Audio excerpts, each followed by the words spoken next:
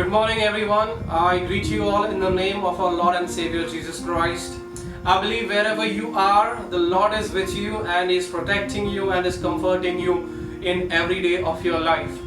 I want to encourage you, I want to tell you that our Lord is definitely with you every day, every walk of our life. Every second, the angels are always with you, His protection is with you and is always taking care of you. You are in His right hand and you are His apple of the eye and He's protecting you. And do not be dismayed, do not be afraid. In Philippians, Paul says, for me to live is for Christ and death is a gain. Bratukuta Christe chavete labame. It is such a beautiful thing. We are just there in this world in a temporary earth and all these things are temporary. When we go away from this world, there will be nothing left. It is just you and your faith. It is you and your God that will come to you, along with you and your faith. Let me tell you today, do not be dismayed, do not be discouraged. Lord Jesus Christ of Nazareth, He is with you. He is upholding you in His righteous right hand and is protecting you from every danger, every sickness and every harm. Our Lord is who will not be sleeping. He's always taking care of you every second, every moment. Let me tell you again, nothing in this world can be an obstacle for you to worship God. Nothing in this world. Jesus is taking care of you. యేసయ్య మీతో ఉన్నాడు. ప్రతి దినము ప్రతి క్షణం ఆయన కని దృష్టి నీ పైన ఉన్నది. ఎటువంటి అనారోగ్యం నీకు రాకుండా, ఎటువంటి బాధ నీకు రాకుండా, నీ కుటుంబాన్ని తాకకుండా ఆయన రక్తము నీకు యేసయ్య కంచెలాగా వేశాడు. As we start today's worship, I want you to all to join with me. నాతో కలిసి అందరం ప్రార్థనలో ఏకీభవిస్తామా? తర్వాత మన సర్వీస్ మొదలు పెట్టుకుందాం. యేసయ్య తండ్రి నాయనా, మీరిచ్చిన ఈ దినాన్ని బట్టి వందనాలు చెల్లిస్తున్నాను. మా సంఘ ప్రతి బిడ్డను బట్టి తండ్రి నేను మీకు వందనాలు చెల్లిస్తున్నాను తండ్రి నేను యేసయ్య. చిన్న పిల్లలు మొదలుకొని తండ్రి నేను పెద్దవారు వరకు తండ్రి నేను ప్రతి ఒక్క బిడ్డని తండ్రి నేను మీ పాదాల చెంతకు తీసుకొస్తున్నాను యేసయ్య. మీ కరుణ, మీ కృప, మీ ప్రేమ తండ్రి నేను, మీ రక్తపు కాపుదల తండ్రి నేను యేసయ్య, మీ పునరుద్ధాన శక్తిలో తండ్రి నేను మేము అందరం జీవించేలాగా తండ్రి నేను, ప్రార్థనలో మా జీవితాలు కట్టుకునేలాగా తండ్రి నేను మీరు కృప చూపించమని అడుగుతున్నాను తండ్రి నేను యేసయ్య. మీరు ఇచ్చిన ఈ లాక్డౌన్ సమయంలో తండ్రి నేను సమయం వృధా ప్రోనియకుండా తండ్రి నేను నీ యందు మా జీవితాలు కట్టుకోవడానికి తండ్రి నేను, మీ యందు మేము బలపరచబడానికి తండ్రి నేను మీరు మాకు సమయం దయచేశారని తండ్రి నేను మేము నమ్మి తండ్రి నేను ఆ వాగ్దానంలో తండ్రి నేను మేము జీవించే కృపని మాకు దయచేయండి యేసయ్య. ఈరోజు జరిగిపోయే ఈ ఆన్లైన్ సర్వీస్ లో తండ్రి నేను మీ కృప దయచేయండి తండ్రి, మీ ఆత్మ నడిపింపు దయచేయండి తండ్రి యేసయ్య. వర్షిప్ చేస్తుండగా తండ్రి నాకు తండ్రి నేను మీ కృప దయచేయండి తండ్రి, మీ ఆత్మను దయచేయండి తండ్రి యేసయ్య. Let me not sing what my heart sings, Father, but let me sing what the Spirit of the Lord is singing, Father. And I pray for Vinyan, our Lord, Father, as he's going to bring forth the word today, Father. I pray, touch him, O Lord, Father, and let your word be the two-edged sword that is bringing forth for the people, O Lord, mighty Father. I want to thank you and I want to bless your name forever and ever, forever and ever. You are holy and your name is worthy to be praised for all generations, O Lord God. I want to thank you. I want to give you all the glory. I praise your name. In Jesus' name I submit this prayer. Amen.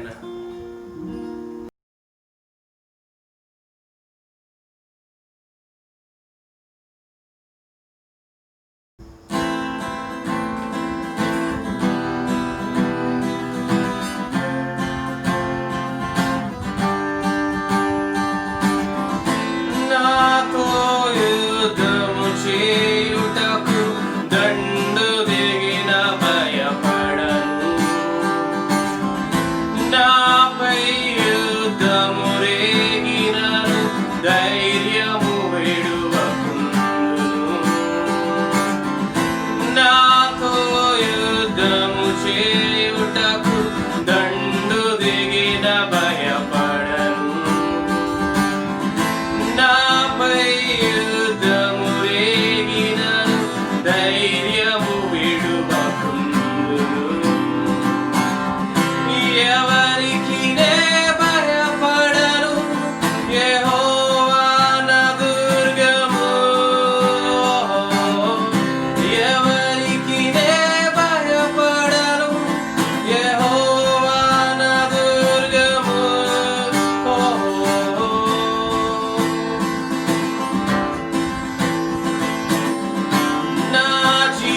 జీవిత కాలమంతని వాక్యమే ధ్యానించెదను.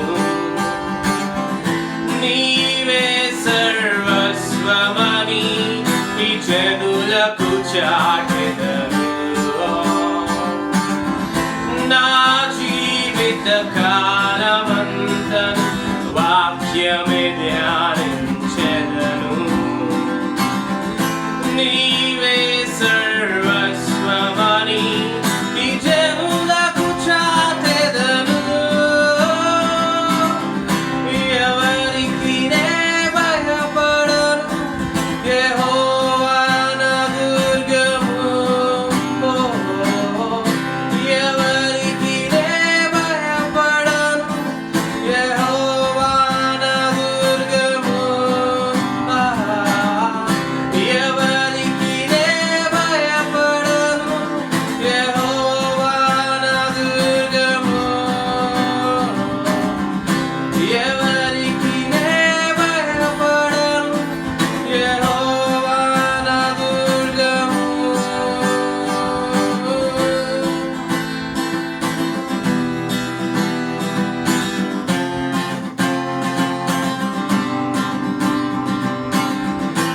యెహోవా వెలుగైన రక్షణై ఉన్నాడు.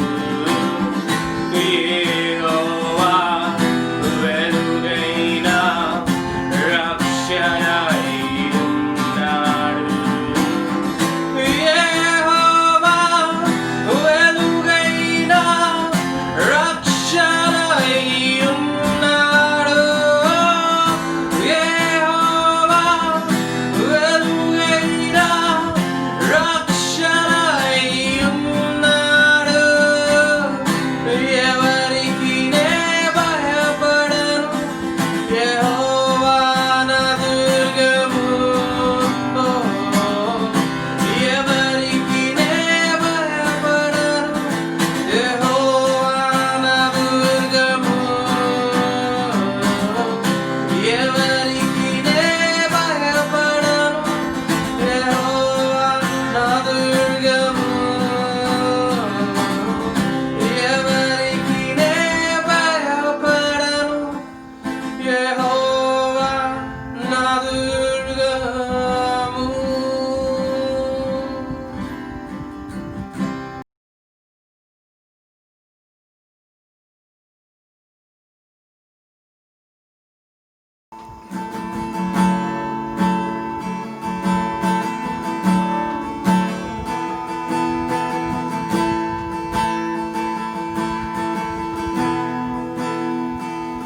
बाहर के बीच में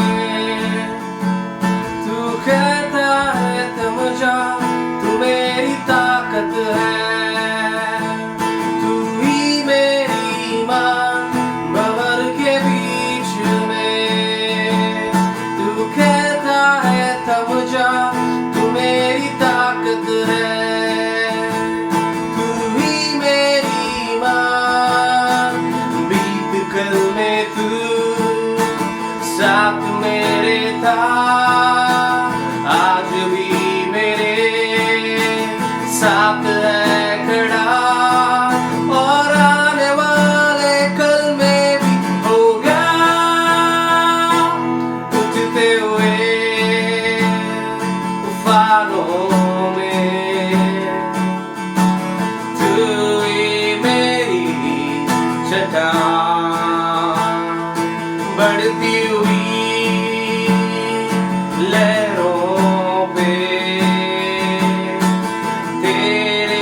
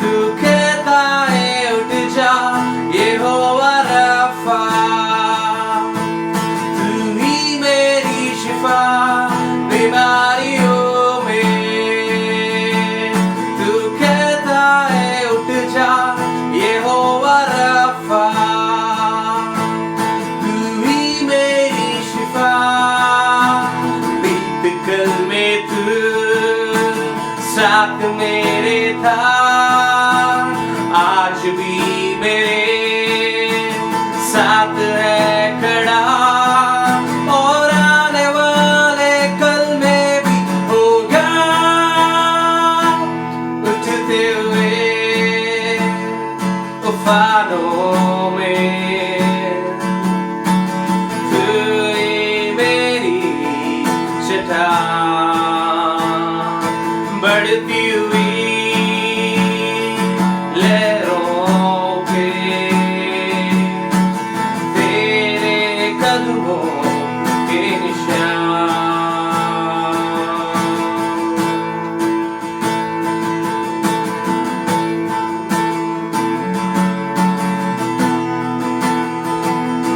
बीमारी देख तेरा sir झुका, मुझ पर तेरा बस ना चल सका।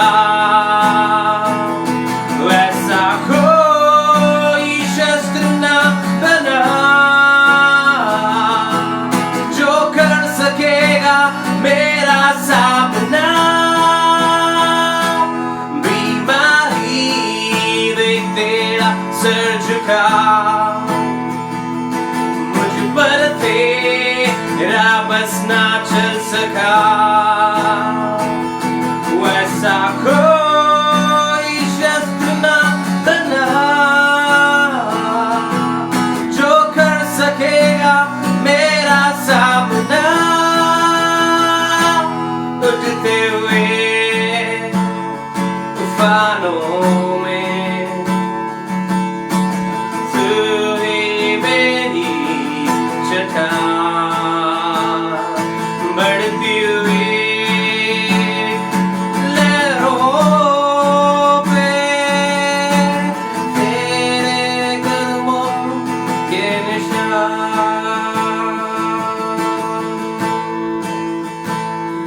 यहोवा राफा, तू ही मेरी शिफा।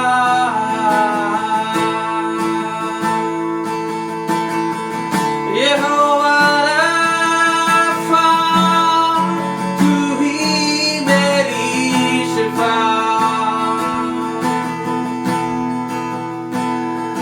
बीमारियों में तू कहता है उठ जा। यहोवा राफा, तू ही मेरी शिफा। बीमारियों में तू कहता है उठ जा। यहोवा राफा, तू ही मेरी शिफा।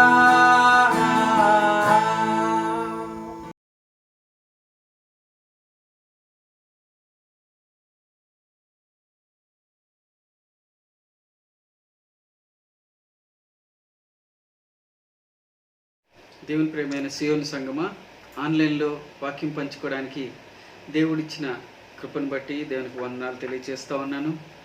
అయితే ఈరోజు వాక్య ధ్యానంలో యోనా గురించి ధ్యానించాలని ఆశపడతా ఉన్నాను. అయితే ఈ పరిస్థితుల్లో, ఇప్పుడు మన అందరూ ఉన్న పరిస్థితిలో ఈ యోనా పరిస్థితి మనకి చాలా దగ్గరగా కనపడతా ఉన్నది. ఇప్పుడున్న ప్రపంచమంతయు కూడా ఈ మహమ్మారి వాళ్ళలో చిక్కుకున్న సమయంలో, ఈ మహమ్మారి సమస్యలో చిక్కుకున్న సమయంలో ఇది యోనా యొక్క సిచ్యువేషన్కి చాలా దగ్గరగా ఉన్నది. కాబట్టి ఆ విషయాన్ని దేవుని ధ్యానించాలని నేను ఆశపడతా ఉన్నాను. అయితే అది వాక్యంలోకి వెళ్తే యోనా గ్రంథము 1వ అధ్యాయము 1వ వచనము 2వ వచనం మనం చదువుకున్నట్లయితే, యెహోవా వాక్కు అమిత్తై కుమారుడైన యోనాకు ప్రత్యక్షమై ఇలాగు సెలవిచ్చెను. నినివే పట్టణస్థుల దోషము నా దృష్టికి ఘోరమైన గనుక నీవు లేచి మహాపట్టణమునకు పోయి దానికి దుర్గతి కలుగునని ప్రకటింపము అని దేవుడు యోనాకి సెలవిచ్చాడు. అయితే యోనాకి దేవుడు అలా సెలవిచ్చినప్పుడు యోనా ఏం చేయాలి? దేవుడి వాక్యను పట్టుకొని ఆ నినివే పట్టణానికి బయలుదేరి వెళ్ళవలసి ఉన్నది.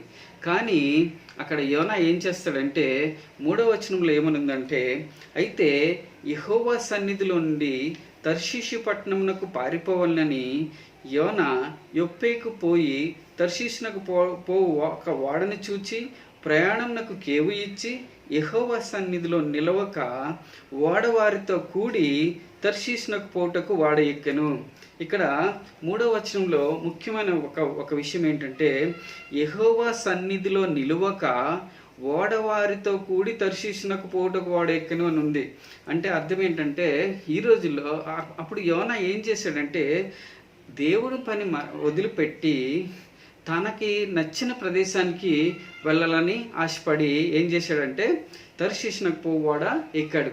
అయితే ఆ పరిస్థితి ఏంటి? యెహోవా సన్నిధిలో నిలువక, అంటే దేవుని యొక్క ఆజ్ఞను మీరి లేదా దేవుని యొక్క కమాండ్మెంట్, దేవుని యొక్క చిత్తాన్ని నెరవేర్చకుండా దేవుని చిత్తం నుంచి దూరంగా పారిపోతా ఉన్నాడు. సో అయితే అలాంటి పరిస్థితి ఈరోజు మన ప్రపంచంలో అనేక సంఘాల్లో మనం చూస్తూ ఉంటాం. ఏంటంటే దేవుని బిడ్డలుగా చెప్పుకునే ప్రతి బిడ్డ కూడా వారి వారి స్వార్థము చొప్పున, వారి వారి ఇష్టము చొప్పున వాళ్ళకి కావలసిన అంశాలని నెరవేర్చుకోవడానికి లేదా వారికి కావలసిన ఆశలు నెరవేర్చుకోవడానికి ఈరోజు దేవునితో సంబంధం లేకుండా లేదా దేవుని యొక్క చిత్తానికి సంబంధం లేకుండా వాళ్ళు ఏం చేస్తున్నారండి? తర్షీషు వైపు పారిపోతున్నారు. అంటే వారికి ఇష్టం నెరవేర్చుకోవడానికి వాళ్ళు వెళ్ళిపోతా ఉన్నారు. అయితే దేవుడు ఏమంటున్నాడంటే, నా చిత్తం నెరవేర్చమని ఇక్కడ దేవుడు యోనాకి చెప్తే, యోనా ఎలా చేశాడో దేవుని ప్రజలు కూడా దేవుని యొక్క పనిని మర్చిపోయి వారి చిత్తం చొప్పున వెళ్తా ఉన్నారు. అయితే నేను ఈ సంఘాల్లో చాలా చోట్ల నేను తిరుగుతూ ఉంటాను కదా, ఈ గిడియన్స్ సంస్థ ద్వారా నేను తిరుగుతున్నప్పుడు నేను అనేక సంఘాల్లో నేను చూశాను. ఏంటంటే వారి స్వార్థం ఎంతవరకు వస్తుందంటే, సంఘములో కూడా వారు నేను గొప్ప అనే ఆ అంశంలోకి వాళ్ళు వెళ్ళిపోతూ ఉండడం నేను చూశాను. ఒకరోజు ఒక సంఘంలో నేను ఏం చూశానంటే, ప్రభు బల్ల సమయం వచ్చింది. ఆ సమయంలో పాస్టర్ గారు వాళ్ళని పిలుస్తూ ఉన్నారు, సంఘ పెద్దల్ని పిలుస్తున్నప్పుడు ఒక్కొక్కరు కూడా వారి పేరు పిలవగానే వాళ్ళు ఏం చేయాలి? వాళ్ళు స్ట్రైట్గా ఆ యొక్క స్టేజ్ మీదకి వెళ్ళాలి. కానీ వాళ్ళు ఏం చేస్తున్నారంటే, వాళ్ళని పిలవగానే వెంటనే లేచి వాళ్ళని ఎవరన్నా చూస్తున్నారో లేదో చూసుకుని అటు స్టేజ్ మీదకి వెళ్ళారు. అంతేకాదు, స్టేజ్ మీదకి వెళ్ళిన తర్వాత కూడా వాళ్ళు ఏం చేస్తున్నారంటే, వాళ్ళు పిలిచినందుకు వాళ్ళు గర్వంగా, అంటే ఆ పాస్టర్ గారు నన్ను ఈ పనికి నన్ను పిలిచారు కాబట్టి అనే గర్వం, అంటే ఒకలాంటి సెల్ఫిష్ మోటివ్ తోటి వాళ్ళు అక్కడ నిలబడడం జరిగింది దేవుని సన్నిధిలో, అది కూడా దేవుని సన్నిధిలో. అలాంటి సంఘాలు నేను చూశాను. అయితే అంటే అంటే నన్ను హెచ్చించుకోవడం లేదా నన్ను నేను చూపించుకోవడం, నా కోరిక నేను నెరవేర్చుకోవడం, నా ఆశను నేను నెరవేర్చుకోవడం అన్నది నేను చూశాను. అంతేకాదు అనేకమైన డెడ్ చర్చెస్ నేను చూడడం జరిగింది. అయితే ఇదంతా కూడా ఏమని అర్థం? దీని అంతటికి కారణం ఏంటంటే మనుషుల యొక్క స్వార్థం. ఏ విధంగా అయితే తన స్వార్థం చొప్పున యోనా తర్షీషుకు వెళ్ళిపోతున్నాడో, అలాగే అనేక మంది దేవుని బిడ్డలు దేవుని సంఘములో ఉండి కూడా వెళ్ళిపోతున్నారంటే, యెహోవా సన్నిధిలో నిలవక, యెహోవా సన్నిధిలో ఉండి కూడా దేవుని సంఘంలో దేవుని పనిలో ఉండి కూడా ఆయన సన్నిధిని నిలవకంటే, ఆయన ఆశ్రయించక వారి యొక్క సొంత అభిలాష నెరవేర్చుకోవడానికి వెళ్తూ ఉన్నారు. వాళ్ళ యొక్క సొంత ఆశలు నెరవేర్చుకుంటూ ఉన్నారు. అయితే ఇలాంటి పరిస్థితిలో ఇలాంటి పరిస్థితి చూసినప్పుడు దేవుడు అనేకమైన సంఘానికి అనేకమైన వార్నింగ్లు ఇచ్చాడు. అనేకమైన వాక్కుల ద్వారా, దేవుని బిడ్డల ద్వారా, ప్రజల ద్వారా, ప్రవక్తల ద్వారా దేవుడు మాట్లాడుతూనే ఉన్నాడు. అయినప్పటికీ ఎంత చెప్పినా కూడా వారి పరిస్థితి వారిదే. నేను సంపాదించుకుంటాను, నేను లోకంలో అది చేసుకుంటాను, ఇది చేసుకుంటాను అని వాళ్ళ ఆలోచన ఎప్పుడు కూడా దేవుణ్ణి అడిగిన పరిస్థితిని ఉండదు. అయితే ఇలాంటి పరిస్థితిలో ఏం జరిగిందంటే, దేవునికి కోపం వచ్చింది. దేవునికి కోపం వచ్చి ఏం చేశారంటే, ఆ కోపాన్ని యోనా ఉన్న పరిస్థితిలో చూస్తే దేవునికి కోపం వచ్చింది. ఆ కోపం ఎలాగొచ్చిందంటే, ఒకటో అధ్యాయము 4వ వచనం, యోనా 1:4 ఏమనుందంటే, అయితే యెహోవా సముద్రం మీద పెద్ద గాలి పుట్టింపగా సముద్రమందు గొప్ప తుఫాను రేగి ఓడ బద్దలైపోవు గతి వచ్చెను. కాబట్టి నావికులు భయపడి ప్రతి వాడును తన దేవతను ప్రార్థించి ఓడ చిలకను చేటికి అందులోని సరుకులను సముద్రంలో పారవేసిరి అని ఉంది. అంటే యాక్చువల్గా ఇలాగా దేవునికి కోపం వచ్చినప్పుడు దేవుడు ఏం చేశాడంటే, ఇతను నా బిడ్డ అయి ఉండి కూడా నా యొక్క సన్నిధి నుంచి పారిపోతున్నాడు, నా చిత్తానికి దూరంగా పారిపోతున్నాడు, ఇతన్ని నేను తిరిగి ఉపయోగించుకోవాలి, తిరిగి నేను తీసుకురావాలన్న ఉద్దేశంతో ఏం చేశాడంటే, దేవుని యొక్క కోపం చాలా పెద్దది కదండి, గొప్పది దేవుని యొక్క కోపం. అయితే ఆ కోపము ఇక్కడ రగిలినప్పుడు ఏం జరిగిందంటే, పెద్ద గాలి పుట్టించాడు, సముద్రం మీద పెద్ద గాలి పుట్టించాడు. పెద్ద గాలి పుట్టించినప్పుడు తుఫాను రేగి ఓడ బద్దలైపు గతి వచ్చాను అన్నది. అయితే అప్పుడు ఏం చేశారు, నావికులు భయపడి ప్రతివాడు తన దేవతను ప్రార్థించాడు, ఓడ చిలకని చేటికి అందులోని సరుకులను సముద్రంలో పారవేసిరి అన్నది. అంటే ఇక్కడ చూడండి, ఈ తప్పెవరిది? యోనాది. యోనా ఏం చేశాడు, దేవుని సరి నుంచి పారిపోతున్నాడు. కానీ ఆ బాధ ఎవరు అనిపిస్తున్నారు, ఆ నష్టం ఎవరు భరిస్తున్నారు అంటే, ఆ యొక్క ఓడలోని ప్రజలు, ఆ యొక్క వాడి యొక్క సరుకులు పారవేయవలసిన పరిస్థితి వస్తుందంటే, ఆ నష్టం అంటే వీళ్ళు ఎవరి వల్ల నష్టపోతున్నారంటే, ఒక దేవుని బిడ్డ వల్ల ఈ అన్నిలు నష్టపోతా ఉన్నారు. అయితే ఇక్కడ యోనా అనే దేవుని బిడ్డ ద్వారా వీళ్ళకి ఆ పరిస్థితి రావడం జరిగింది. ఎప్పుడైతే వారు సరుకులు బయటికి పడేస్తూ ఉన్నారు, వారు నష్టపోవడానికైనా సిద్ధపడుతున్నారు. అయితే అక్కడ ఉన్న పరిస్థితి ఎలాంటి పరిస్థితి దేవుడు క్రియేట్ చేసాడంటే, ఇక ప్రాణం కాపాడుకుంటే చాలు, ప్రాణం ఉంటే చాలు అంటే చాలామంది అంటారు కదా, బతుకుంటే బలిసాకు తినొచ్చు, బతకొచ్చు అని అంటారు కదా. అలాగా మన ప్రాణం ఉంటే చాలు, ఈ సరుకులతో పని లేదు, మనం బతికుంటే చాలు అన్న పరిస్థితికి ఆ యొక్క ఓడలోని వాళ్ళందరూ రావడం జరిగింది. అయితే అదే పరిస్థితి ఇప్పుడు మన జీవితంలో కూడా జరుగుతూ ఉన్నది. ఇప్పుడు మీరందరూ ఒక జ్ఞాపకం చేసుకోండి, ప్రపంచం అంతా ఈ మహమ్మారి పరిస్థితి ప్రాబ్లంలో చిక్కుకున్నది, మహమ్మారి సమస్యలో చిక్కుకున్నది. అయితే ఇప్పుడు ఇంత పెద్ద సమస్యలో ఉన్నప్పుడు ఒక విషయం అందరు జ్ఞాపకం చేసుకోండి, ఇప్పుడు అందరూ కూడా గొప్పవాళ్ళేమి పేదవాళ్ళేమి ప్రతి ఒక్కరికి కూడా అందరికీ సమానంగా ఉంది ఇప్పుడు పరిస్థితి. ఏంటి, అందరూ కూడా నేను బ్రతికుంటే చాలు అన్నట్టే ఆలోచిస్తున్నారు తప్ప, నేను ఇప్పుడు సంపాదించుకోవాలి, అది చేయాలి ఇది చేయాలన్న ఆలోచన ఎవరికి లేకుండా పోయింది. ఒక ఎగ్జాంపుల్ చెప్తాను. ఈ కాలంలో ఈ మార్చి నుంచి మనకి లాక్డౌన్ స్టార్ట్ అయింది, లేదా ఈ పరిస్థితి స్టార్ట్ అయినప్పుడు 6 నుంచి ఈ రోజు వరకు ఎవరైనా బంగారం షాప్కి వెళ్ళి ఉంటారండి? వెళ్ళరు. అంతేకాదు బంగారం షాపే కాదు, బట్టల షాపు కూడా ఎవరు వెళ్ళినట్టు నేనైతే చూడలేదు. అంటే ఆలోచించండి, ఇలాంటి పరిస్థితిలో ఇంత దేవుని యొక్క ఉగ్రత ఎలా ఉన్న పరిస్థితిలో ఎలా ఉంటుందంటే, ఇది అలాంటి పరిస్థితిలో ప్రాణం ఉంటే చాలు అన్న విషయాన్ని అందరూ జ్ఞాపకం చేసుకుంటున్నారు. అంటే మిగతాది ప్రపంచంలో ప్రతి ఒక్క ఆస్తి విలువ ఏదైనా కూడా ఇది మనకి కాదు, ఇది ప్రాణంకి సమానం కాదు అని చాలామంది చెప్పుకుంటున్నారు. అంతేకాదు ఇప్పుడు హాస్పిటల్స్లో మీరు చూడండి, ఒక్కరోజు ఆక్సిజన్ పెట్టినందుకు దాదాపు 30,000 నుంచి 40,000 వరకు కూడా ఛార్జ్ చేస్తూ ఉన్నారు. అయితే చిన్నప్పటి నుంచి దేవుడు మనకి ఆక్సిజన్ ఫ్రీగా ఇచ్చాడు. ఆ ఆక్సిజన్ని మనం పీల్చుకుంటానన్నాం, చిన్నప్పటి నుంచి ఇప్పటికి ఎన్నో గంటలు పీల్చుకుంటాం, ఎన్నో రోజులు పీల్చుకుంటాం. కానీ దేవుడు ఎప్పుడన్నా ఛార్జ్ చేశాడా? సో అలా ఛార్జ్ చేస్తే మనం ఎంత కట్టవలసి ఉంటుందో ఒకసారి జ్ఞాపకం చేసుకోండి. అయితే దేవుడు ఇలాంటి పరిస్థితులు క్రియేట్ చేయడం ద్వారా, ఇలాంటి పరిస్థితిని కలిగి చేయడం ద్వారా వారికి ఏం తెలియజేశాడంటే, ప్రాణం కంటే ఏది ఇంపార్టెంట్ కాదు అని తెలియజేస్తాడు. ఇప్పుడు మనకి కూడా అదే పరిస్థితిని దేవుడు తెలియజేస్తున్నాడు. ప్రాణం కంటే ఏది ఇంపార్టెంట్ కాదని దేవుడు మనకి తెలియజేస్తున్నాడు. అయితే ఆ సమయంలో అప్పటికి దేవుని బిడ్డ ఏం చేస్తున్నాడండి, వీళ్ళందరూ ఇలా కంగారు పడి ఓడలో ఉండి సరుకులు పడవేస్తూ కంగారుగా ఉన్న సమయంలో దేవుని బిడ్డ ఏం చేస్తున్నాడంటే నిద్రపోతున్నాడు. అంటే ఇలాంటి మహమ్మారి వచ్చిన సమయంలో, ఇలాంటి ఆపద వచ్చిన సమయంలో దేవుని బిడ్డ ఏం చేస్తున్నాడండి, యోనా గారు నిద్రపోతా ఉన్నాడు. ఎక్కడ నిద్రపోతున్నాడంటే ఆ వాక్యంలోకి వెళ్ళి చూద్దాము. అప్పటికి ఐదో వచనం చివరిలో, అప్పటికి యోన ఓడ దిగువ భాగమునకు పోయి పండుకొని గాఢ నిద్రపోయి ఉండెను. ఆ సమయంలో ఇంత ఉపద్రవం వచ్చిన సమయంలో యోనా ఏం చేస్తున్నాడంటే ఓడ దిగువ భాగమునకు పోయి పండుకొని ఉన్నాడంట. పండుకొని నిద్రపోయి ఉండెను. మంచి నిద్రలో ఉన్నాడు, అంటే మంచి రెస్ట్ తీసుకుంటున్నాడు, రిలాక్స్ అవుతా ఉన్నాడు.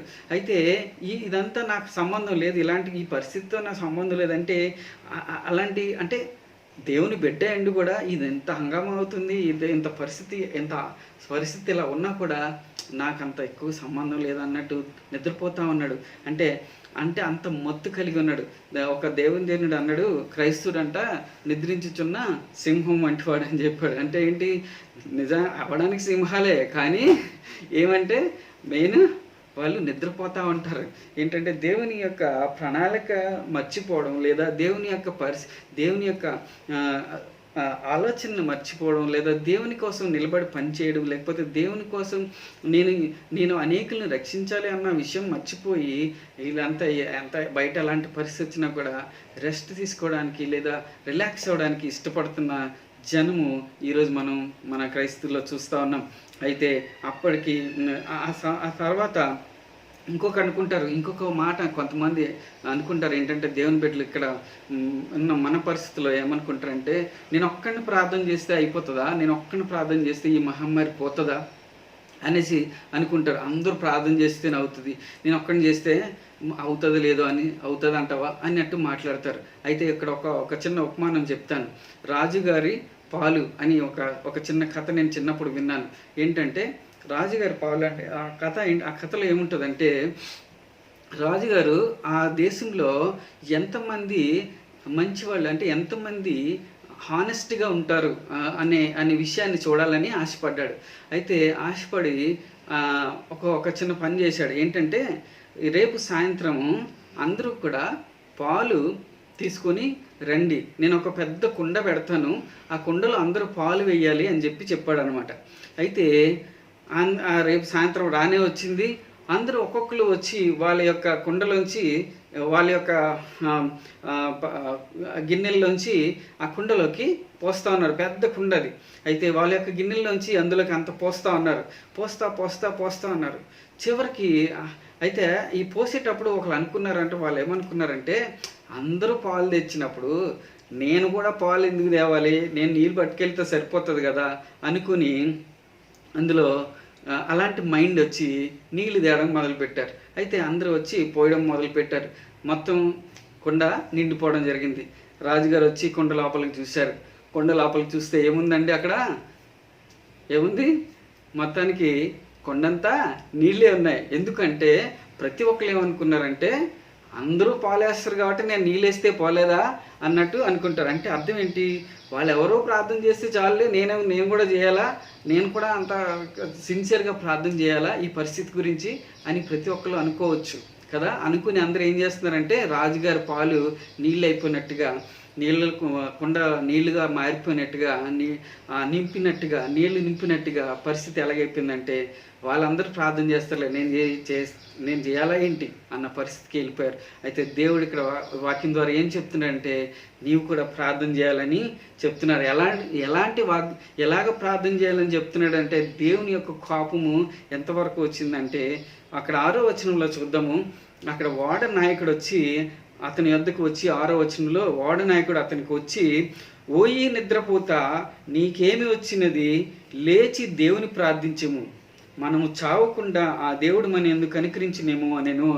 అక్కడ ఏంటంటే ఒక తిట్టిపించుకున్నాడు. ఎంతో ప్రవక్త, దేవుని యొక్క కార్యాలు నెరవేర్చే వ్యక్తి ఆయన యోన ఆ ఓడ నాయకుడితో తిట్టించుకోవాల్సి వచ్చింది. అంటే ఆ పరిస్థితి తెచ్చుకోవాల్సింది, అంటే పక్క వాళ్ళది వచ్చి నువ్వు ప్రార్థన చేయి అని చెప్పాల్సిన పరిస్థితి వచ్చింది. అంటే ఇలాంటి పరిస్థితి ఉన్నప్పుడు కూడా ప్రార్థన చేయకుండా ఉంటే ఎవరు పక్క వాళ్ళు వచ్చి మనకి చెప్పడం జరుగుతుంది.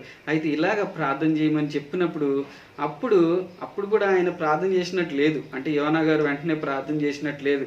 అయితే ప్రార్థన చేసిన చెప్తాడు, దేవుడు కనికరిస్తాడేమని చెప్తాడు, ఆయన వింటాడు, ఇదంతా వింటాడు. అయితే ఈ విషయంలో నేను రీసెంట్గా ఒక ఎగ్జాంపుల్ చెప్తాను.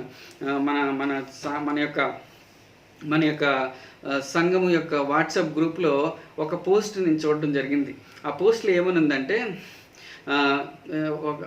ఏమనుందంటే ఎర్ర సముద్రము మోషేను ఆపలేకపోయింది, ఇరుకు కూడా యెహోషువను ఆపలేకపోయింది, గొలియాతు దావీదును ఆపలేకపోయాడు, మరణము యేసుక్రీస్తును ఆపలేకపోయింది, దేవుని ప్రణాళిక నెరవేర్చకుండా నిన్ను కూడా ఈ లోకంలో ఏది ఆపలేదని ఒక మంచి పోస్ట్ చూశాను. లాస్ట్లో ఏంటనుందంటే దేవుని ప్రణాళిక నెరవేర్చకుండా నిన్ను కూడా ఈ లోకంలో ఏది ఆపలేదు అని రాసి ఉన్నది. అంటే అది చదవగానే నాకు అనిపించింది, ఎందుకు లేదు, దేవుని ప్రణాళిక నెరవేర్చకుండా ఉండడానికి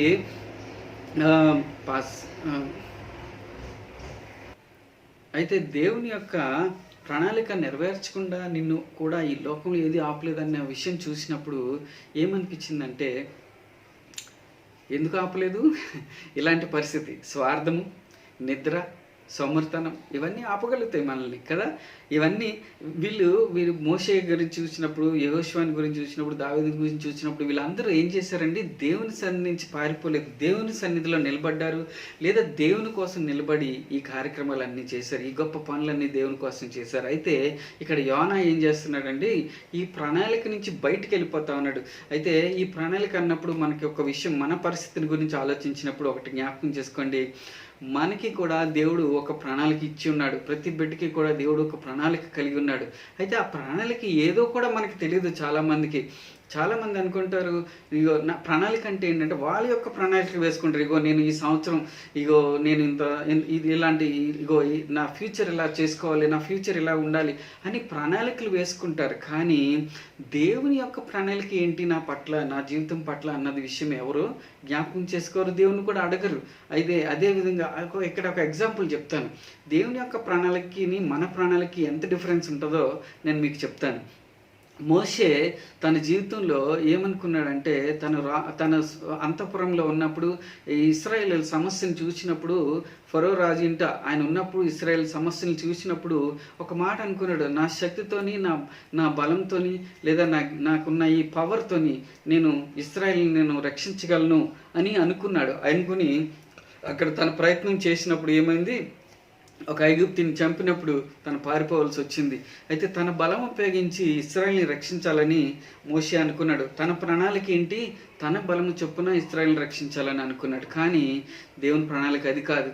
40 సంవత్సరాల తర్వాత అదంతా కూడా మర్చిపోయి, ఈ నా ప్రణాళిక కాదు, నా శక్తి కాదు, నా బలం కాదు అని ఎప్పుడైతే మోషే తన జీవితంలో అనుకున్నాడో, ఎప్పుడైతే మోషే ఆ పరిస్థితికి వచ్చి నా ప్రణాళిక కాదు, నీ ప్రణాళిక ప్రభా అనే పరిస్థితికి వస్తాడో, అప్పుడు దేవుడు మోషేని వాడుకోవడానికి సిద్ధపడతాడు. మోషేని అక్కడికి ఫరో రాజు దగ్గరికి పంపించి ఇశ్రాయేలీయులందరినీ విడిపించి ఎర్ర సముద్రాన్ని పాయలు చేసి అనేకమైన అద్భుతాల కార్యాలు చేశాడు.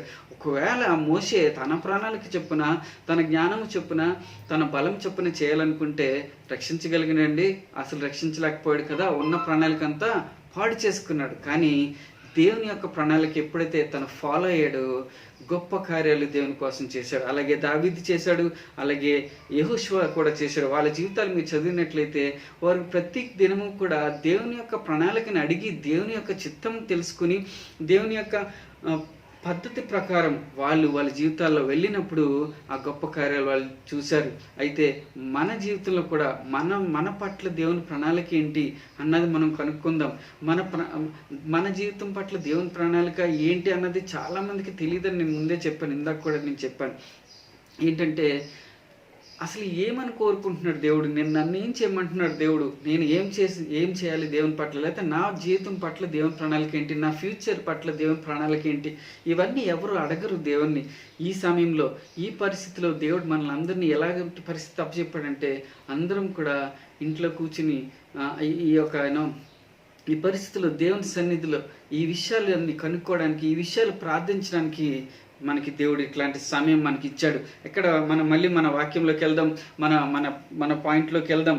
అక్కడ యోనా విషయంలో మళ్ళీ వస్తే ఇక్కడ మనం చూడొచ్చు, అయితే యోన ఏమంటాడంటే, ఇలాంటి పరిస్థితిలో అక్కడ వాళ్ళు ప్రార్థన చేయడం తర్వాత వాళ్ళందరూ చీట్లు వేసినప్పుడు యోన విషయంలో ఆ చీటి వచ్చినప్పుడు అప్పుడు చెప్తాడనమాట. యోన వాళ్ళకి ఏమని చెప్తాడంటే 9వ వచనంలో 1వ అధ్యాయం 9వ వచనంలో ఏమనిందంటే, అతడు వారితో ఇట్లా నేను హెబ్రిడియను, సముద్రమునకును భూమికి సృష్టికర్త అయిన ఆకాశమందుండి దేవుడైన యెహోవా యందు నేను భయభక్తులు గలవాడినన్నాను అని చెప్పి తాను యెహోవా సన్నిధిలో నుంచి పారిపోవచ్చున్నట్టు అతడు ఆ మనుషులకు తెలియచేసి ఉండను గనుక వారు ఆ సంగతి తెలుసుకొని మరింత భయపడి నీవు చేసిన పని ఏమని అతన్ని అడిగిరి.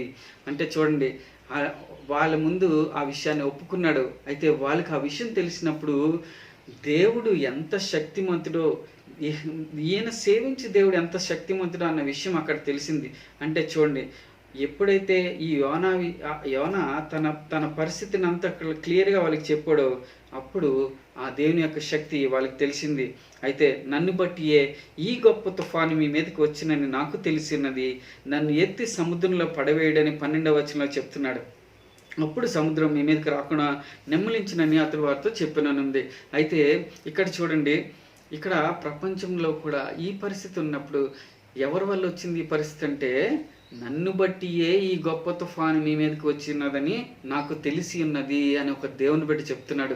ఈ పరిస్థితి ఎందుకు వచ్చింది అంటే, నేను ఆయన సన్నిధి నుంచి పారిపోతున్నాను కాబట్టి మీకు ఈ పరిస్థితి సంభవించి ఉన్నది అని చెప్పి చెప్తా ఉన్నాడు. అంటే ఇప్పుడు జ్ఞాపకం చేసుకోండి, ఈ పరిస్థితికి కారణం ఎవరు అని అంటే నువ్వు నేనే. ఈ పరిస్థితికి కారణం ఎవరు అంటే ఒక దేవుని బిడ్డ దేవుని సన్నిధి నుంచి తప్పిపోయి, లేదా దేవుని యొక్క ప్రణాళిక నుంచి తప్పిపోయి, దేవుని చిత్తం నుంచి తప్పిపోయి తన ఇష్టం వచ్చినట్టు చేస్తున్న పరిస్థితిని బట్టి ఇదంతే కలిగినట్టు మనం చూస్తున్నాం. అయితే ఇది చూడగా ఆ మనుషులు యెహోవాకు మిగుల భయపడి ఆయనకు బలి అర్పించి మొక్కుబలి చేసినట్టు. అయితే యోనాని ఎత్తి సముద్రంలో పడవేసినప్పుడు వెంటనే ఏం జరిగిందండి, సముద్రం పొంగకుండా ఆగెను అని ఉంది.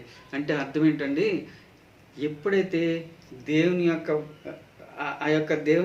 ఎప్పుడైతే ఈ పరిస్థితి నుంచి యోనాని అక్కడి నుంచి పడేయగానే సముద్రం పొంగడం ఆగిపోయిందని చూడగానే వాళ్ళు భయపడి దేవుని స్తుతించారు. అంటే దేవునికి బలి అర్పించారు.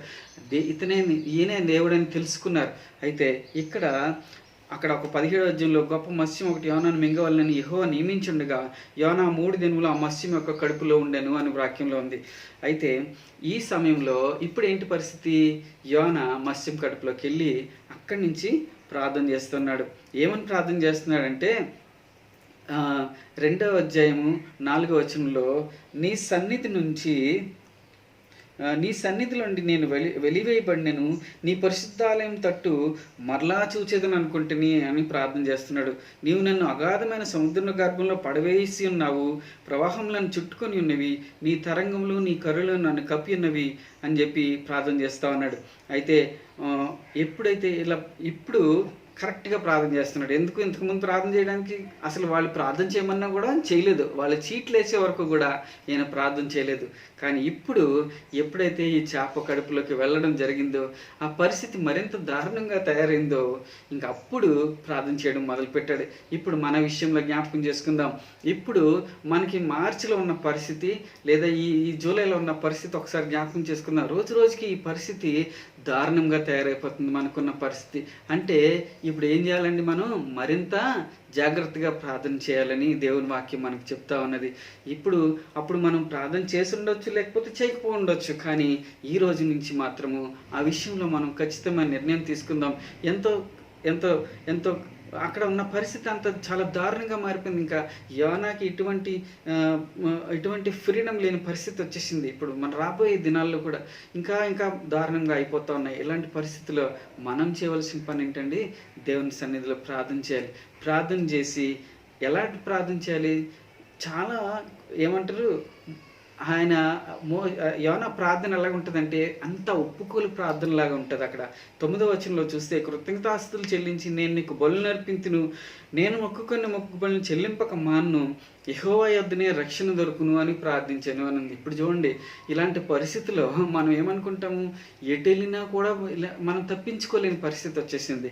ఎటు వెళ్ళినా కూడా భయంకరమైన పరిస్థితి, ఎటెళ్ళినా కూడా భయం కలిగించే పరిస్థితి మనకు కలుగుతూ ఉన్నది. అయితే ఈ సమయంలో మనం ఏమంటున్నామంటే యెహోవా రక్షణ దొరుకునని మనం చెప్తున్నాం. దేవుడు కాపాడకపోతే మనల్ని ఎవరు కాపాడలేరని చెప్పి ఆ పరిస్థితికి మనం వస్తున్నాం. అదే మాట మనం అనేకులకు తెలియచేయవలసిన వాళ్ళమే ఉన్నాం. కానీ ఎలా తెలియచేయాలండి? మన ప్రార్థన ద్వారా, మన యొక్క పని ద్వారా, మన యొక్క జీవితం ద్వారా ఆ విషయాలు తెలియచేయాలి. ఇప్పుడు ఎప్పుడైతే ఇలా ప్రార్థన చేయడం మొదలుపెట్టాడో అక్కడ 10వ వచనంలో, అంతలో యెహోవా మత్స్యమునకు ఆజ్ఞేయగా అది యోనాను నేల మీద కక్కివేశాను అని ఉంది. ఎప్పుడైతే ఇంత బాగా ప్రార్థన చేశాడో యోనా, తన యొక్క పరిస్థితి నుంచి తనకి విడుదల కలిగింది. అలాంటి కదలలేని పరిస్థితి నుంచి ఆ విడుదల అక్కడ రావడం మనం చూస్తూ ఉన్నాం. అయితే ఈ విడుదల 2 రకాలు ఇక్కడ 2 రకాలు చెప్తున్నాను ఇక్కడ. ఒకటి, యోనా ఆ 3 దినములు చేప కడుపులో ఉండి ప్రార్థన చేశాడు. ఏమి తినలేదు, అంటే ఉపవాస ప్రార్థన చేశాడు. గొప్ప బలమైన ప్రార్థన చేసుకున్నాడు అక్కడ. ఎందుకంటే ఇంకా అక్కడ అసలు ఏం కనపడడం లేదు, ఏం చూడడానికి కూడా లేదు. అంత చీకటిగా ఉన్న ఆ ప్రదేశంలో ప్రార్థన చేస్తూ ఉన్నాడు. 3 దినములు ప్రార్థన చేశాడు. కటిక ఉపవాసంతో, మంచినీళ్ళు కూడా తాగడానికి లేదు కదా అక్కడ, అలాంటి పరిస్థితి. నీళ్లు కూడా తాగకుండా ప్రార్థన చేశాడు. అంతేకాదు ఇక్కడ మనం 3వ అధ్యాయంలో యోనా అక్కడ నినివే పట్టణానికి వెళ్ళి వాళ్ళకి బోధించినప్పుడు నినివే పట్టణస్తులు కూడా వాళ్ళు 3 దినాలు ఉపవాసం ఉన్నారు. వాళ్ళు కట్టిక ఉపవాసం ఉండి ప్రార్థన చేశారు అని మనకి వాక్యంలో చెప్తున్నారు. అయితే అక్కడ ఆ పట్టణంలో అతను 1 దినం ప్రయాణమంతా సంచరించు 40 దినములకు నినివే పట్టణం నాశనం ప్రకటన చేయగా, నినివే పట్టణం వారు దేవుని యందు విశ్వాసం నుంచి ఉపవాస దినం చాటించి గనులేమి అల్పులేమి అందరిని గోనపట్టు కట్టుకుని. అయితే రాజు ఒక శాసనం పుట్టించాడు. ఏమని శాసనం పుట్టించాడంటే, ఒకవేళ దేవుడు మనసు తిప్పుకొని పశ్చాత్తాపడే మనం లయం కాకుండా తన కోపాగ్ని చల్లార్చుకొను గనుక మనుషులు ఏది పుచ్చుకొనకూడదు, పశువులు కానీ ఎద్దులు కానీ గొర్రెలు కానీ మేత మేయకూడదు, నీళ్లు త్రాగకూడదు. మనుషులందరూ తమ దుర్మార్గములను విడిచి తాము చేయి బలాత్కారం మానివేయవలను. మనుషులేమి పశువులేమి సమస్తమును గోనెపట్ట కట్టుకొని వలెను. జనులు మనఃపూర్వకంగా దేవుని వేడుకొని వలెను అని దూతలు నినివే పట్టణంలో చాటింపు చేసిరి. అంటే చూడండి, ఇక్కడ మనఃపూర్వకంగా అనే ఒక విషయం మనం జ్ఞాపకం చేసుకోవాలి.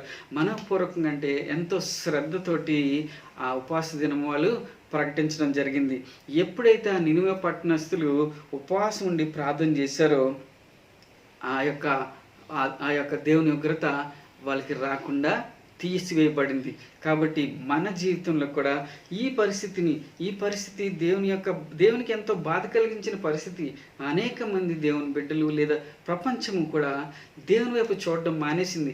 ప్రపంచం అంతా కూడా ఎవరి బిజీలో వాళ్ళు ఉండడం, ఎవరి స్వార్థంలో వాళ్ళు ఉండడం, స్వార్థం పెరిగిపోయింది, ఆశలు పెరిగిపోయినాయి, దురాశలు పెరిగిపోయినాయి. ఇలాంటి పరిస్థితిలో దేవుని యొక్క ఉగ్రతను ఇప్పుడు ప్రపంచం చూస్తూ ఉన్నది. అయితే ఈ ఉగ్రతను తప్పించుకోవాలి, ఈ ఉగ్రతను ఆపివేయాలి అంటే ఎవరు దానికి కారణం అంటే నీవు నేనే. ఈ ఉగ్రతను ఆపగలిగిన పరిస్థితి ఈ ఉగ్రతను ఆపగలిగిన వారు ఎవరు అంటే దేవుని బిడ్డలు మాత్రమే. ఒకటి, వారు యోనా ప్రకటించాడు, 3 దినములు ప్రార్థన చేశాడు, ప్రకటించాడు. అయితే అది పాటించడం వల్ల నినివే ప్రజలకు ఆ కీడు తొలగిపోయింది. ఇక్కడ యోనాకి ఆ చేప కడుపులో ఉన్న కష్టము, కదలలేని కష్టము, 3 దినములు ప్రార్థన చేశాడు. అది కూడా ఖచ్చితమైన ప్రార్థన, మనఃపూర్వకమైన ప్రార్థన చేసి తప్పించుకున్నాడు. అలాగే ఈ నినివే ప్రజలు కూడా మనఃపూర్వకంగా ప్రార్థన చేసి దాని నుంచి బయటపడ్డారు. ఒక విషయం జ్ఞాపకం చేసుకోండి, ఇక్కడ ఒక ముఖ్యమైన విషయం నేను జ్ఞాపకం చేస్తున్నాను. యోనా దేవుని బిడ్డ అని మీకు మనం మాట్లాడుకున్నాం కదా. అయితే యోనా అసలు దేవుని బిడ్డల పట్ల ఎలా ఆలోచిస్తున్నాడు అన్నది మనం ఒకటి జ్ఞాపకం చేసుకుందాం. యోనాని యోనాని సముద్రంలో పడేసినప్పుడు ఒక ముఖ్యమైన విషయం జరిగింది. ఏంటంటే చేపకి ఆజ్ఞాపించాడు యోనాని తీసుకోమని. అయితే చేపకు అప్పచెప్పలేదు అనుకోండి, యోనా సముద్రంలో పడిపోతే ఏమోనండి, మరణమవును. కానీ అక్కడ ఏం చేస్తున్నాడు, దేవుడు యోనాని కాపాడాడు. అంటే దేవుడికి ఒకవేళ కోపం వచ్చినా కూడా దేవుని ప్రజల పట్ల ఆయన కాపుదల, కరుణ, కనికరం ఎప్పుడు ఉంటుంది. అయితే ఆయన ఓన్లీ మనల్ని ఆయన మనల్ని సరైన మార్గంలో రావాలని శిక్షిస్తాడు తప్ప మనల్ని నాశనం అయిపోవాలని దేవుడు కోరుకోడు కదండి. అందుకే కదా నాశనానికి ఏమన్నా అప్పచెప్పలేదు, చేపకి ఆ పని అప్పచెప్పి ఆయన్ని కాపాడమని చెప్పాడు. అలాగే మన జీవితంలో కూడా ఇలాంటి పరిస్థితులు వచ్చినప్పుడు మనకి ఒకటి జ్ఞాపకం చేసుకోండి, దేవుడు మనల్ని ఇంకా ప్రేమిస్తున్నాడు, ఇంకా మనల్ని ఆయన వైపు తిరుగుతామని అంటే మన పరిస్థితి, మన ఆలోచనలు మాని, మన ప్రణాళికలు మాని దేవుని ప్రణాళిక వైపు మనం చూస్తామని, దేవుని ప్రణాళికను కనుక్కుని ఆయన వైపు మనం ఆయన యొక్క ప్రణాళిక నెరవేర్చడానికి మనం సిద్ధపడతామని ఆయన ఆశపడుతున్నాడు. అంతేకాదు అలా వాడుకోవడానికి కూడా దేవుడు సిద్ధపడుతున్నాడు. చివరిగా ఒక వచనం నేను ముగిస్తా ఉన్నాను. రెండో దినవృత్తాంతములు 7వ అధ్యాయము 14వ వచనంలో ఏమనుందంటే, నా పేరు పెట్టబడిన నా జనులు తమ్మును తాము తగ్గించుకుని ప్రార్థన చేసి నన్ను వెతికి తమ చెడు మార్గంలో విడిచిన ఎడల ఆకాశం నుండి నేను వారి ప్రార్థనను విని వారి పాపంను క్షమించి వారి దేశంను స్వస్థపరచుదును అని దేవుడు వాక్యం చెప్తున్నాడు. అయితే ఇక్కడ జ్ఞాపకం చేసుకోండి, నా పేరు పెట్టబడిన నా జనులు ఎప్పుడైతే ప్రార్థన చేసి తమ్మును తాము తగ్గించుకుని ఆయన్ని వెతికి ఇప్పుడు యోనా ఏ విధంగా అయితే చేప గడుపులో ఆయన్ని వెతికాడో, నినివే ప్రజలు ఆ ఉపవాస దినాల్లో వాళ్ళు దేవుని వెతికారు, అలాగే మనం కూడా అదే పరిస్థితుల్లో అంతే చక్కగా దేవుని మనం వెతికిన ఎడల ఆకాశం నుండి నేను వారి ప్రార్థన విని వారి పాపమును క్షమించి వారి దేశాన్ని స్వస్థపరుస్తాను. అందుకని మనం ముగించే ముందు ఒక ముఖ్యమైన విషయం ప్రార్థన చేసుకుందాం. ఈరోజు మనం ఎలాంటి ప్రార్థన మనం చేస్తున్నాం? మనం దేవునికి నచ్చిన ప్రార్థన చేస్తున్నామా? దేవుని ప్రణాళికను కనుక్కునేలాంటి ప్రార్థన చేస్తున్నామా? లేదా దేవుని ప్రణాళికను నెరవేర్చడానికి కావలసిన సామర్థ్యం మనం ప్రార్థన చేస్తున్నామా? దేవుని ప్రణాళికను మన పట్ల ఎలా ఉన్నది, ఏమి చేయాలి అన్న విషయంలో మనం ప్రార్థన చేస్తున్నామా అన్న విషయం మనం జ్ఞాపకం చేసుకోండి. ఎప్పుడైతే అలా మనం ప్రార్థన చేసామో దేవుడు మనందరినీ కూడా రక్షించి మన దేశాన్ని కూడా ఆయన హీల్ చేయగలిగిన సమర్థుడు. అంతేకాదు ఈ ప్రపంచాన్ని నుంచి మనల్ని ఈ యొక్క మహమ్మారి నుంచి ప్రపంచాన్ని తీసివేయగలిగే సమర్థుడు కూడా ఆయన ఉన్నాడు. అందుకే కదా ఆయన యెహోవా తప్ప, వాక్యంలో ఏమనుందంటే ఆయన యెహోవా తప్ప యెహోవా యొద్దనే రక్షణ దొరుకును అని ప్రార్థించాడని రాసినది కదా. కాబట్టి మనం కూడా అలా ప్రార్థించేద్దాము. ఈ దేశాన్ని, ఈ ప్రపంచాన్ని మన విశ్వాసులు ప్రార్థన ద్వారా ఈ పరిస్థితి నుంచి గట్టెక్కించగలమన్న ఒక్క గొప్ప విశ్వాసంతో, గొప్ప పశ్చాత్తాపము మరియు గొప్ప మేల్కొల్పుతో ఎప్పుడైతే ప్రార్థన చేస్తామో దేవుడు తప్పకుండా మన దేశాన్ని స్వస్థపరుస్తాడు. దేవుడి చిన్న వాక్యాన్ని దీవించి ఆశీర్వదించిన గాక. ఆమేన్. Hallelujah. It was a wonderful message. I thank Brother Vinny for bringing the most wonderful and the heart of God, where he was clearly telling that our prayer will save us, will deliver us from this pestilence, and will set us apart. And it is actually the only medium right now you and I, or together all the believers across the world, can depend upon and bank upon. మన ప్రార్థనలు ఈ pestilence నుంచి మనల్ని deliver చేయగలవు.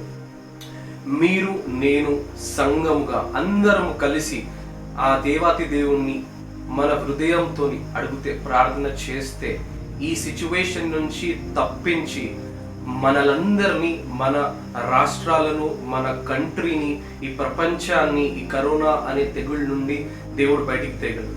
So మనందరం కూడా దినదినము గృహాల్లో ఉన్నప్పుడు కుటుంబంతో, with our family, with wherever we are, ఎప్పుడైనా కూడా ప్రార్థనలో ఉండి ఈ తెగుళ్ళ నుండి మనల్ని మనం రక్షించుకోవాలని చెప్పి మంచి వాక్యాన్ని విన్న మనకి అందరికీ తీసుకొచ్చాడు. థ్యాంక్ యూ బ్రదర్ విని. అండ్ ముగింపు ప్రార్థన, అందరం కళ్ళు మూసుకొని ఉంటే మనం ముగింపు ప్రార్థన చేసుకుంటాం. దేవా యేసయ్య, మీరు ఇచ్చిన ఈ మంచి వాక్కును బట్టి వందనాలు చెల్లిస్తున్నాను తండ్రి. నేను యేసయ్య, మేము తండ్రి నాయన దినము తండ్రి నాయన ఎలాగైతే దావీదు తండ్రి నాయన దీవారాత్రములు తండ్రి నాయన నీ సన్నిధి అందు తండ్రి నాయన వాక్యము ధ్యానించి తండ్రి నాయన తను ప్రార్థన చేశారు తండ్రి నాయన యేసయ్యా. ఎలాగైతే తండ్రి నాయన ఎలైజా తండ్రి నాయన ఎలాగైతే ఎలీషా తండ్రి నాయన ప్రార్థన చేసినప్పుడు తండ్రి నాయన నువ్వు ఎన్నో అద్భుత కార్యాలు చేశావు యేసయ్యా. యేసయ్యా అలాగో తండ్రి నాయన ఈ సమయంలో తండ్రి నాయన ఇలాంటి పరిస్థితుల్లో తండ్రి నాయన యేసయ్యా ఈ తెగులు నుండి తండ్రి నాయన మమ్మలను తండ్రి నాయన మా ప్రాంతాలను మా దేశాలను తండ్రి నాయన ఈ భూమిపై ఉన్న ప్రతి ఒక్క ప్రజలను తండ్రి నాయన కాపాడే ఏకైక తండ్రి నాయన ఒక వెపన్ తండ్రి నాయన మా ప్రార్థన తండ్రి నాయన ఒక రైచియస్ పర్సన్ ప్రార్థన తండ్రి నాయన యేసయ్యా. అలాంటి ప్రార్థన చేసే సంఘముగా తండ్రి నాయన మా సంఘాన్ని చేయమని అడుగుతున్నాను. ప్రతి ఒక్క బిడ్డ తండ్రి నాయన యేసయ్యా నీ సన్నిధిలో ప్రతి దినము తండ్రి నాయన యేసయ్యా మొరపెట్టే కృపను మాకు దయచేయమంటున్నాను తండ్రి యేసయ్యా. మరి ఒకసారి తండ్రి నాయన ఇచ్చిన మంచి వాక్యాన్ని బట్టి వందనాలు చెల్లిస్తున్నాను తండ్రి నాయన యేసయ్యా. అవుతుంది మాతో ఉండి తండ్రి దినము తండ్రి మీ సన్నిధిలో గడిపే కృపని మాకు దయచేయమని అడుగుతున్నాను తండ్రి యేసయ్యా. ఈ వాక్యం విన్న ప్రతి ఒక్క బిడ్డని దీవించండి తండ్రి యేసయ్యా. ఈ వాక్యము తండ్రి వాళ్ళ జీవితాల్లో నూరంతలుగా తండ్రి ఫలింప చేయమని అడుగుతున్నాను తండ్రి యేసయ్యా. Let this word be a blessing and let this word be a encouragement to Lord Father and let this word be a elevation in their spiritual life mighty Father. అవును తండ్రి మీరు మాతో మాట్లాడిన వందనాలు చెల్లిస్తున్నాను తండ్రి యేసయ్యా. ఇంకా తండ్రి యేసయ్యా ఈ రాబోయే వారంలో కూడా తండ్రి మీరు మీ కృప చూపించి తండ్రి మీ సిల్వర్ రక్తంలో మరుగుపరుచుకొని తండ్రి నన్ను కాచి కాపాడమని అడుగుతున్నాను తండ్రి. మరొకసారి తండ్రి ఈ ఆన్లైన్ సర్వీస్ ని మాకు ఇచ్చినందుకు తండ్రి మీకు వేలాది వందనాలు స్తుతులు చెల్లిస్తూ ఈ చిన్ని ప్రార్థన మా ప్రభు అయిన యేసుక్రీస్తు నామములో అడిగి బ్రతిమాలుతున్నాను తండ్రి. Amen amen amen. Yes church, so again I wish you all a happy and a blessed Sunday. No matter where you are, ఎక్కడ ఉన్నా కూడా మీరు ఇంట్లో ఉన్నా కూడా ప్రార్థనలో ఉండండి. ప్రార్థనలో ఉండి ఈ తెగులు నుండి మనం అందరం బయటికి రావాలి. So keep praying, continue to pray for your neighbors, for yourself and for the country and for every person. God bless you and see you next week. Amen.